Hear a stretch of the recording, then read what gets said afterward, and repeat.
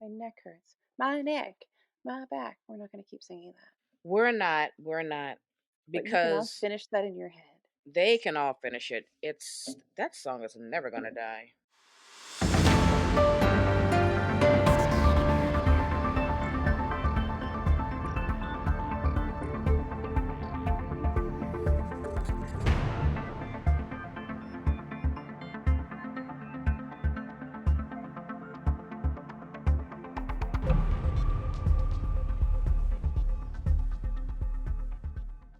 Hello there.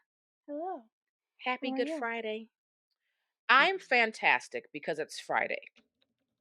It's Friday and you don't have to That's what I work. am. I'm done with work. Oh, you had to work on Good Friday? Yeah, that is not a holiday. It was always a holiday when I wasn't a nurse. Really? Huh. That is not a holiday. I guess it's not a federal holiday, but it was always a holiday Exactly. when I worked. Exactly. So, but Sorry. I can't complain. No, I'm at home. I don't feel bad for me. Feel sad for me on that one day a week I have to actually physically go into the office. That's when I have a meltdown. Mm-hmm. So anyway, hello there. Hello Welcome back to there. TBR Lowdown. Oh Welcome, man. welcome, Yeah. welcome. I think we're both very tired. It's what you're I hearing. I do feel a little like slightly tired. I'm not sleepy, but you know what it is? I feel like I'm in relaxation mode. I just want to chill. Oh I no, just want to chill. I think I'm done. I am starting to. I start new job in 3 days as of recording. Mhm. I'm starting to get like deer in headlights paralyzed anxiety, and Mhm. like with every passing hour, and Right. Right. and my family just left from visiting, so like I'm like It's a lot. I have to do things that I couldn't do before, and so it's Yeah. just my whole mental space is confused, tired, and Yeah. it's like gray and gross out. Same over here. It is rainy, gray. Not fun. Not fun Mm-mm. because the beginning of the week was bright Gorgeous, and sunny and gorgeous. just beautiful. And now it's this, which also makes me even more in like total relaxation mode. The rain just makes me want to just chill out Now you and sound like my not do dogs. much. That's what my Well, dogs are like. that's I don't blame them. I don't blame them. Yeah. Rain equals I need to have a snack, have a coffee, and watch something on TV. That's what that is. Mhm. That's So pretty anyway, easy. what are you currently reading, or what have you just finished? All right. What am I currently reading? I'm currently reading. Which one do I want to talk about? Let's talk about this one because I think this one makes me Mm. happy. Putting it down. So everything's very heavy because they're all very chunky. So I'm currently Mm. reading A Day of Fallen Night by Beautiful. Samantha Shannon. And you know what I hate is everybody who has the really beautiful special editions because I don't have I them. don't. Oh, I've seen some, right? Because Because I don't I've have them. seen some. There's Okay, yeah. Illumina Crate, I think, did some, and what's the Is that the other one I thing put in our called? group when I was like, I Probably. want And this, but then I don't need it? there's the broken binding ones. Those are phenomenal and I have not beautiful. seen those. I don't even want to look. I don't. I I don't. don't I even haven't have even. I don't even have a hard copy of Priory. I only have a paperback. Why do I keep thinking that we both had the hardcover of Priory? Why do I keep No. thinking that? So maybe one day I'll find it, but not today. Yeah, Um yeah. but I'm not terribly far in. I'm like 10 chapters into this. Uh Really? yeah, cuz I haven't had a moment to focus on it. Um Right. so and I literally just started this, but Yeah, yeah, yeah. I'm remembering how beautiful the writing is at times, and I forgot Mhm. how beautiful Samantha Shannon's writing is. Oh yeah. It's very lyrical at times. The I I was I forgot there were so there's a male POV in this, and I just like kind of forgot that men exist. Oh, right. I was like, no, this book is about lesbians and dragons. Like, where did you come Right. from, sir? And then I Yeah. remember. that like yeah, men do exist because that's how they Yeah. procreate in this, but they do have these very um Mhm. like openly queer kingdoms Mhm. and reigns. That doesn't make any sense. Like Yeah. monarchies. And so I'm just really happy to get back into this world. Now I was told that it's almost better if you've read Priory to not reread Priory because this is the prequel. Yeah, So I'm it's not gonna okay do that you that. don't remember stuff. But I want to do this and then maybe reread Priory That's after. what I wanna do. I know I have a little while to go until I hit the dragons showing up because I am Mhm. buddy reading this with Roger from oh god, what is Roger's channel? I'll put Roger down below. He has a channel down below. Okay. I'm buddy reading this with him, and so he's been sending me voice notes on Voxer, and I know that he's a little further ahead than I am. Yeah. But I'm just excited to be back here.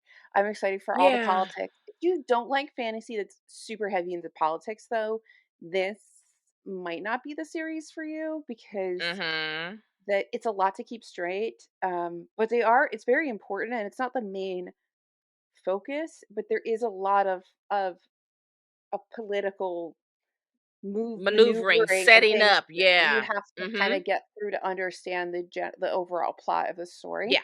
I do like that I can see. Remember that book that I got, and I had to finish the duology about that was translated from Polish, called The Widow Queen, about a very Oh, specific yes, I period of do. time in like Yeah. Finnish and like Viking history and all Mhm. that. I can see where she's pulled from that history to Okay. create at least like one portion of the world here. Um, because there is this one male character who is very similar to a male character in actual Mhm. history, like a Viking I king that see. came over. So it there. I mean, I can see this is like I like fantasy sometimes is Mhm. because you can see if you read a little bit of history, and the more Yeah. little bit of like history you read, you can sometimes see how that gets like dipped Yeah. into fantasy. Yeah. It's just why I kind of hate when people are like genre fiction. Meh. Yeah. Mhm. Right. Oh, Yeah. stuck on a lemon. I love it. I'm Yeah, when are excited. you Now, gonna start I this? after I move, Okay, after we'll I talk move, that's about going to it. be a summer read for me. It's So, like I'm I doing want to read exercise. that. I want to read A Day of Fallen Night, and then after that, like right after, I want to read Priory again. And we read Priory so long ago; it was 2019 when we read it. I don't remember Like anything everything's other than very dragon vague. riders. I'm like, there's dragon Exactly. riders and Exactly. like Everything's very lesbians vague, so it's and perfect intrigue. because it'll be like reading it for the first time again. Mhm. So I'm excited for that experience. But yeah, definitely after I move.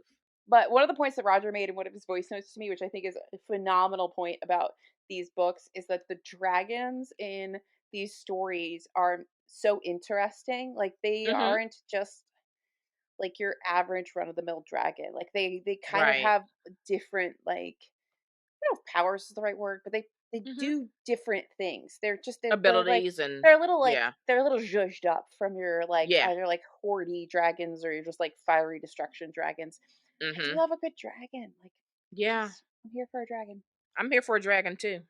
So yeah, a Yeah. day of fallen Well, night. I'm glad you're enjoying it. I am so excited to get to it. I'm glad it's going to be like a part of my summer fantasy I reading. had hoped to this is what I was planning to do last night, and then I was doom scrolling like we were discussing, and because the Mhm. world is a depressing place if you doom scroll. So then I Yeah. was like, help me, and then somebody was like, just go play Animal Crossing or something, because and I did, and then I was able to go to sleep, and I was a little less depressed. So Yeah.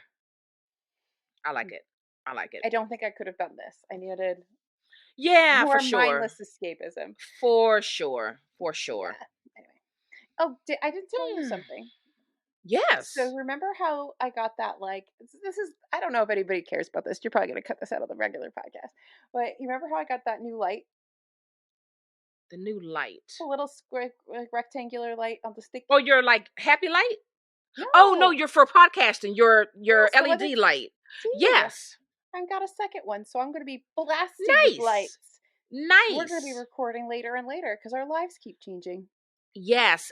Right. And so speaking of that, this entire setup that you see right here, when we return for the start of season 3, Oh man, because I've already been like sketching out Mhm. my new layout.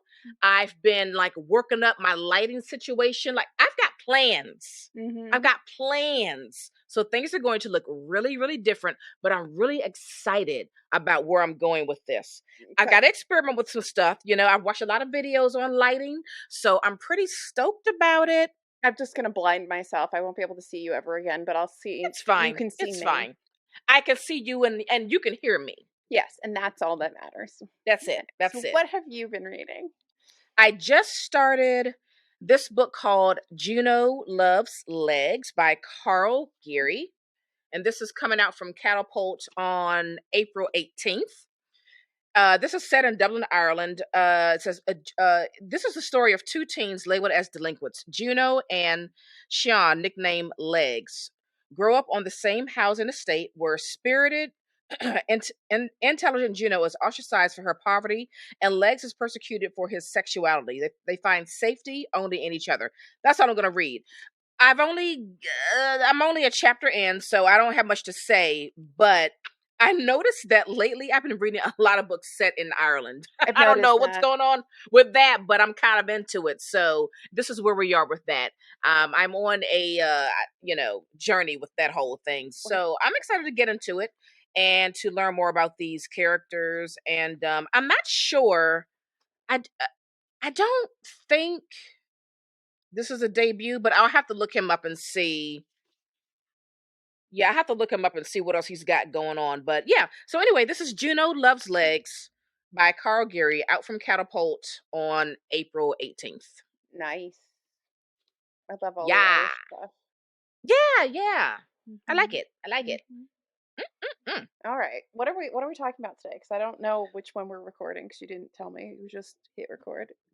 Oh, I thought we were talking. What were we just the nonfiction? Because I was saying Okay. that Well, I just was I was asking if that's all you were doing, but I didn't know that's what we were yes, doing next. That's cool. yes, I'm not upset. yes. I am prepared for you. I just You want to are know what we're prepared. talking about. Well, we've only, been recording, I feel like, for like 2 weeks off and on. So anyway, some of you know that every now and then we like to read some nonfiction. Hmm. And we thought it would be a good idea to put ourselves on blast again and share with you some of the nonfiction books that we've been meaning to read, but haven't gotten to yet, but really want to. Yes. And this is a quick one. I know we normally This is give a you quick like one. Yes. 15 books. We want no. We are being good. We are only Yeah. giving you a couple. Yeah. Three each, total of six. Hmm. Total of six. That's it. Nice, nice, and easily digestible. Yeah. Yeah. And I know that there are a couple of bookstagrammers who are running year-long nonfiction reading challenges. So perhaps one of these books is something you can add to your list if you're participating in a similar challenge. So I think I'll link those two bookstagrammers in the show notes. I can't think of their names off the top of my head right now, but I'll put them in the show notes in case you want to join the challenges. Yeah, Yeah. sounds good. Yeah. What do All you right. got? So all right, this is okay. Teaching white supremacy. Oh, I don't even have that on my list. Oh, here's what's crazy, right? So these three that I'm going to share with you today, these were like highly anticipated for me, and I've had these early copies probably since the summer of 2022. Okay. And I have not gotten to them yet. And I'm like, girl, get with it. So, anyway, this is Teaching White Supremacy, Hmm. America's Democratic Ordeal, and the Forging of Our National Identity by Donald Yakova, Yakavon. Yakavone. Yakavone. And this is from Pantheon Books. So, thank you again, Pantheon, for this We've only said early we were gonna copy. be reading this for like every other month for a Months, while. It feels so months, bad. months. But I really want to get into it because, I mean, hello, I still mean, if there relevant. was ever a time. If there was ever a time. So, yeah, so I'm going to be getting to this soon. And I want to take my time with it because I know that you and I are supposed to be reading this together and discussing it, and then hopefully getting an interview with the author. That's still a goal for us. So, He but we might first have we need to read the book. we might have another book out by the time we get our butts in gear. You know what I'm saying? We're Yeah, so well, at least the bad. paperback will probably be out, We're so so bad. Okay. I know. We're Um, not bad. This is listen, folks. This is what happens when you have jobs. Jobs, okay? mhm. Jobs. Yeah. Okay. So my first one, I think I've showed this before. Is an autobiography of our galaxy, the Milky Way by Moya McTeer. I want to read that. Super short. There's no reason why I couldn't read this. And it is a history of our galaxy. It's written sort of as a narrative nonfiction, Mhm. allegedly. It's supposed to be really, really wonderful. The few people I know who have read it really enjoy it. Um, Mhm. and I know I'm going to read this simply because I have had this as a library hold for the audiobook and has pictures inside. Um, Mm. and it's been on a several months wait, but whenever that hold comes in, Yeah. I am just doing it because I'm really good at Yes. reading my Libby holds. Okay, I am Yeah. not good like listening to. I'm not good. That's my biggest problem is that I'll go like shopping on Libby, and Mhm. then because I'm good at like listening to all those things, I'll listen to all of those things, and then I don't do anything else. Also, the author is stunning. Where's my camera? Oh yes, she is. She's She stunning. is. She's beautiful. Yeah. Yeah, that is on my list. I would actually read that as well. Yes.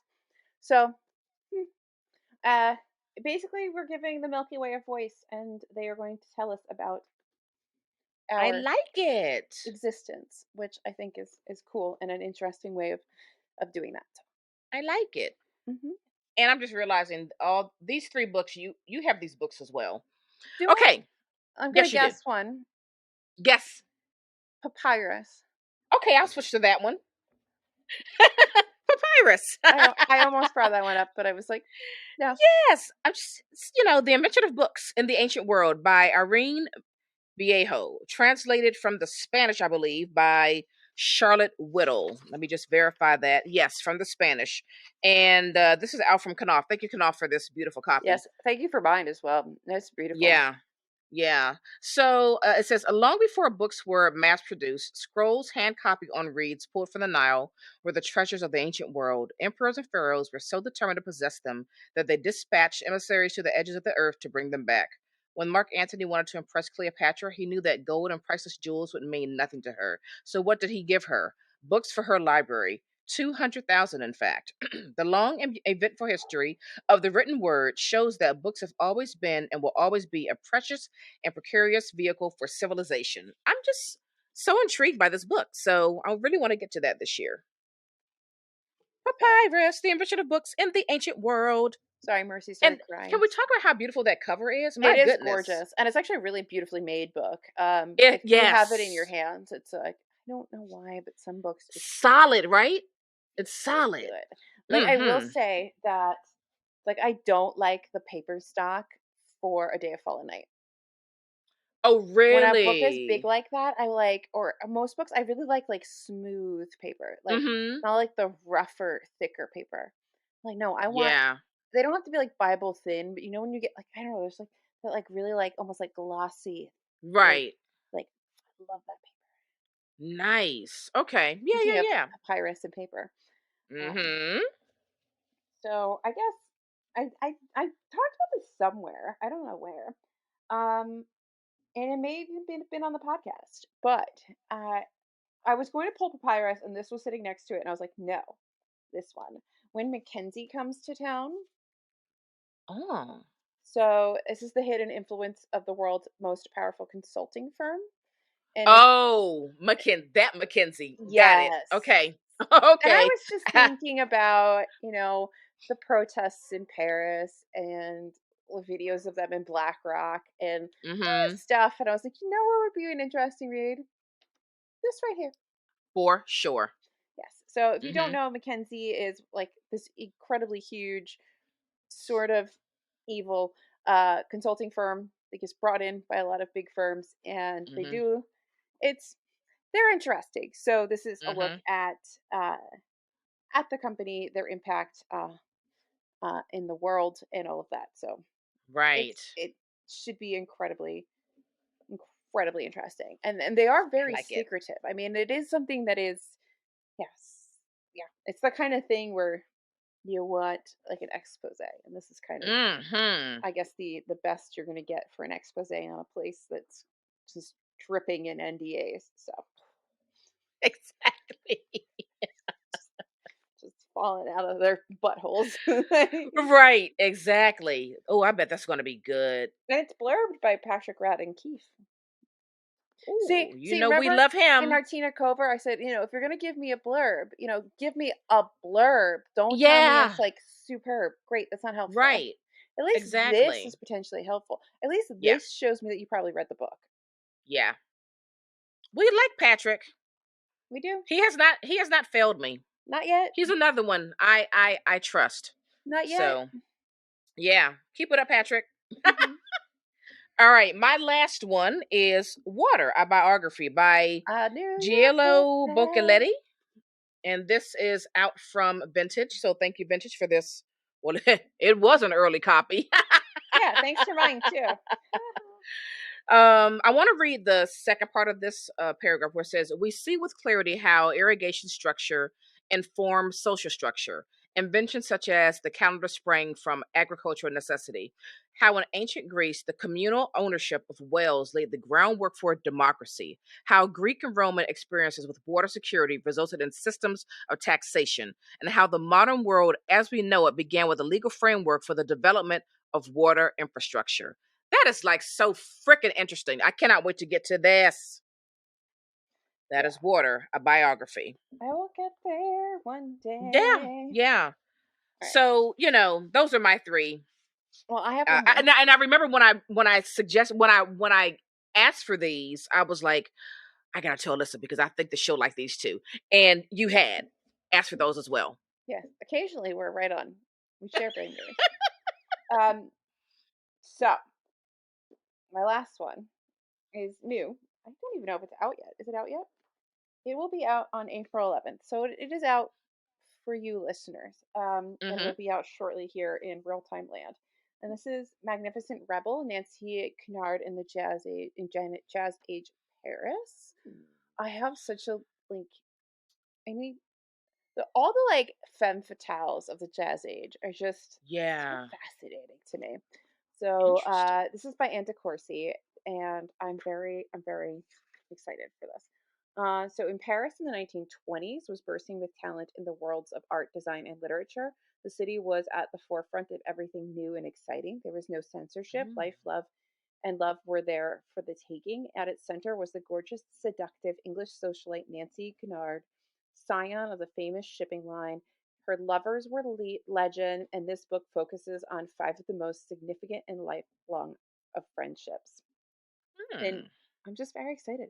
She had affairs with Ezra Pound, Aldous Huxley, and a bunch of other people, and it just give me all the saucy deets. Like it Hmm. just feels like I'm gonna I'm be like into it. I can't wait to see how you think about that. gossip. Yes, I Yeah. love it. Hmm. I love it. Hmm. Yeah, and Wow. then there's pictures too. I love a good book with pictures. And I say so. Aldous Huxley, who is weird looking, says he became so obsessed with Nancy that he could no longer work. Although not in love with him, she found him such an engaging companion. She kept him dangling. I like it. Dangle, You dangle. dangle that man. Dangle, dangle. Hmm. Sprinkle, sprinkle. If you know, you know. Okay. So yes, I thought that would be like a good juicy one. Yeah, I like that. That's pretty Everything's good. so serious. Oh, Let's be juicy. we like the juice. We like the juice. So those are some of the nonfiction books that we've been meaning to get to for a little while, and really are going to try super, super hard to get to them this year. Hmm. Like I am okay. Listen, I am not carrying these into 2024. It's not happening. These will get read. Okay, that Yeah, I put it out there. we have to be good. I put it out there. All We right. have to be good. Well, you know what time it is. It's book recommendation time. What you got for us? I feel like the world's most obvious recommendation. You think so? And Okay. yeah, the fire next time. Oh yes. by James Baldwin. I was super excited when I saw this. So remember, I was like, "Do I go to this random library that's behind my doctor's office and go to their book club?" Mm-hmm. And you were like, "Yeah." Yes. So I did, and they had this there along amongst a few other things. So I was super excited Mm-hmm. because I'm always trying to just snag Baldwins I've never read before. Yes. Um, and sometimes they can be quite pricey. Even when you're thrifting, they can be quite pricey. The Baldwins, the Morrisons, yes, they Hmm. are still pricey. And like we're like they're like $6. Right. Yeah. Why would you shred something while I'm recording?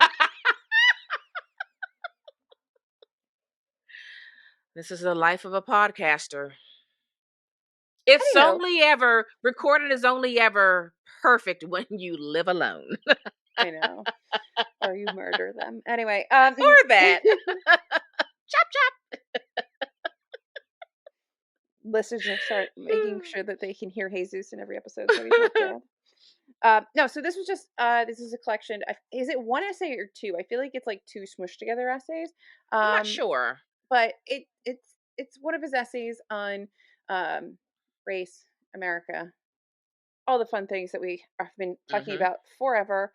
It's a Mhm. reflection on his early life in Harlem, and it's phenomenal and requires another reread or 12 Mhm. to catch everything that's in here. But I know that you love this, and Mhm. I'm very excited to.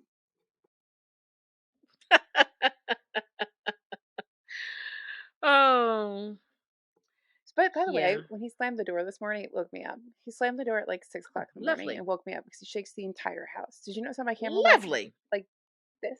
Yeah. Hmm. So yeah, no. James Baldwin, I would read this. This is not even a Mhm. good recommendation because I've been so just sidetracked by all this Well, sound. But it's It's also hard James for me. I'm not. Baldwin. It's James Baldwin. It's why I'm saying this is the most obvious recommendation. I loved it. Read it. Like that's basically all I have to say. So if you can find it, pick it Yeah. up, read it, pay full price. I don't care. Get it. Yeah. Steal it from your neighbor. Just read it. Like Yeah. it was so good. It was so eye opening. In times it was hard to read. At other times it Mhm. was. It's so good, and given everything that's going on currently and seems to keep going on, and the things that people want Mhm. to roll back, it's like, come Mhm. on. You know, Yeah. I feel like for the last few years, we've been talking a lot about um, how much still needs to happen, but there's always been that piece. It's like, I know some things have changed, but we're still not there But yet. Now yep. it feels like we don't even get to have that part anymore because people want to get rid of that. Exactly. And that's a really dangerous and upsetting place to be. So read this, please. And that is all. Yes. Yes. And one day I will get through all of Baldwin's works. I'm definitely going to be like chipping away at what I own. What's the Um mountain one? I have that one, I think. oh, Go Go Tell It on Tell the It on a Mountain. Mountain. I think I have Yeah. that one. I only have three. I've read two of them. I think that's my next one. Giovanni's So, Room, which we yeah. did an episode on, folks. You can Hmm. scroll back and listen to that. That was a great conversation, a discussion about Giovanni's Room. I've got Just Above My Head, Tell Me How Long Before the Train is Gonna Come, or something like that. Do If you have a Those Two bunch Could from your Talk. dad? I do have some from my dad. Yeah. Yeah. I've got one, two, three or four from my dad. And he also had a James Baldwin biography written by some guy's name I can't see because I have a mug blocking the author. So I've got a few. I you need to get another country. I really Yes, we do need to get another country. I just I Sorry, that was too like easy. it was. I just left it wide open, didn't I? Yeah. I really love Giovanni's Room, but I also really love Baldwin's Another Country. And I'll I have find a feeling that you will really like that one too. I'll find it, and when I see them, I just grab them, and I don't care. I'm Yeah. like I'm getting them. Yeah. Um, so Yeah. I'll get there eventually when I Yeah, start. we'll get there. We'll get there. I mean, look, I feel like the rest of this year and probably throughout 2024, I'll be working through the Baldwins that I have and also the Morrisons that I have. I haven't even started that. Yeah. Remember that time? This is what, like 3 years ago when I just lucked up and I walked in Savers and there were like one, two, three, four, five, six. There were eight Mhm. Morrisons there, and I grabbed them all. I I have never gotten so lucky in my life. I'm fairly certain I found a first edition hardback Beloved Mm. That'd be amazing. for like $2. Amazing. Yeah. Yeah. Can't beat it. No, Can't you beat it. can't. Mm-mm. All right. Well, my recommendation is going to be the Old Man's War series, which is No shit. sci-fi. You like that series? Yeah, by John. Is it? I don't know. John, is it Scalzi or Scalzi? I don't I know. don't know. But I just finished the sixth and final book in this series, An Old Man's War. Book 6 is The End of All Things. And I really love how everything was wrapped up. I just, god dang it, the sci-fi really just gets my gears going. I have so much fun with it. Let me read a little bit from the synopsis of book 1, which is Old Man's War, because obviously I don't want to ruin anything for people by reading something from book 6. That would be not nice. So it says John Perry did two things on his 75th birthday. First, he visited his wife's grave. Then he joined the army. The good news is that humanity finally made it into interstellar space. The bad news is that planets fit to live are on scarce, and alien races willing to fight us for them are common. So we fight to defend Earth and to stake our own claim to planetary real estate. Far from Earth, the war has been going on for decades, brutal, bloody, unyielding. Earth itself is a backwater. The bulk of humanity's resources are in the hands of the Colonial Defense Force. Everyone knows when you reach retirement age, you can join the CDF. They don't want young people. They want people who carry the knowledge and skills of decades of living. You'll be taken off Earth and never allowed to return. You'll serve 2 years at the front, and if you survive, you'll be given a generous homestead stake of your own, one of our own hard-won colony planets. John Perry is taking that deal. He has only the vaguest idea what to expect because the actual fight, light years from home, is far, far harder than he can imagine, and what he will become is far stranger. It's fantastic. Ooh. It does sound really good. It's fantastic. So I'm done with this series. I have the first two books in another one of his series that I'll start at some point, but this was a really good time. A really good time. The Old Man's War by John Scalzi. Excellent. Love it. I'm glad that you Yeah, loved it. I did. So fun. Mhm. And now, like, I'm always looking for the first book for you, but like, it was a few years before I even saw a Scalzi at McKay. But I always have my eye out for you because I think you'd like it. Yeah.